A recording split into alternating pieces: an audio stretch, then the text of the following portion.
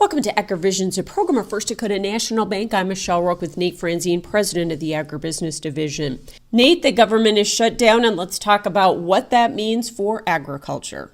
Yeah, we are seeing impacts to agriculture. Some real examples that I think are material, especially at this time of harvest, is the inability for a farmer to go put a CCC loan in place for their grain that they're harvesting. Some of our producers are in the habit of doing that at harvest time until they can get the grain marketed, and they're not able to do that during the government shutdown. Another example is if FSA is one of your lenders, oftentimes their name shows up on your check. Well, if you have a check from the sale of livestock or grain, you're unable to get that signed off and endorsed today by the FSA. Now, it sounds like we'll have some staff coming back on a temporary basis that will help that in the near future, but that's an issue today. Getting an FSA direct loan isn't happening today. Our ability as a bank to close an FSA guaranteed loan is held up with the government shutdown. So, not to mention important information and reports that we're all dependent on to make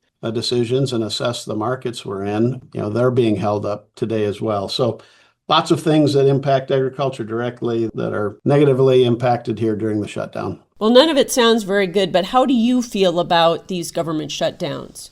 Yeah, it's really a sad situation, in my opinion. We got to get past the partisanship. And I know that's difficult, but, obviously the Democrats are going to blame the Republicans are going to blame the Democrats. And at the end of the day, we're all to blame. We all know that a government shutdown is not what's best for the U.S. Citizens. And so we need to come together and get past it. And I look forward to a day where that happens better than it is today. And the longer it goes on, the bigger the impact. That's for sure. Yeah, the longer this goes on, the more difficult and the more challenging some of these holdups I referenced become to producers out there in the country. Thanks. That's Nate Franzine with First Dakota National Bank in today's AgriVisions.